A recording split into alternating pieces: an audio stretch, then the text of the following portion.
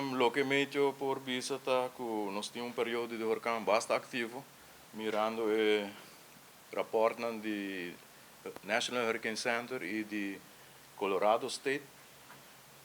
Nós podemos ver que o Colorado State saca rapport na meio de abril.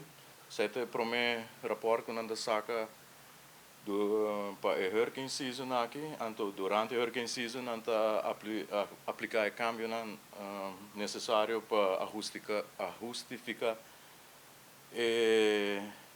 para a temporada de hurricane season aqui.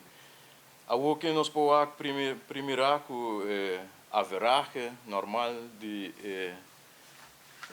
name storms está 4.4, então nós estamos aqui a temporada de huracão aqui está 23.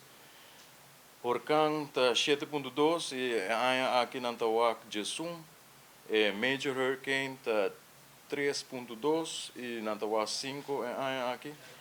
Name Storm Days está 69.4 e aqui não está 5 Name Storm Days. Dus nós podemos ver que aqui mostra hurricane season bastante ativo para nós que não do Caribe, Atlântico e a região.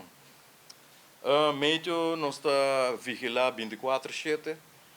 Dus nós um time chiquito. Atualmente nós está 8 personal, 5 observadores, 2 meteorólogos, 2 technicians.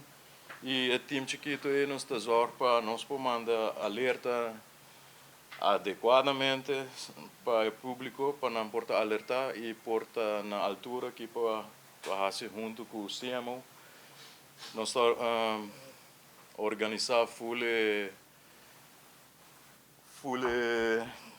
temporada aqui para a safety de Aruba e instância não começa a alertar devidamente. Nós podemos ver que sea surface temperature está riba normal, dus caliente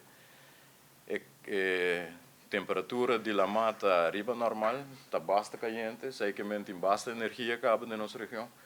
Nós podemos ver que nós temos El Niño que vai switch para La Niña.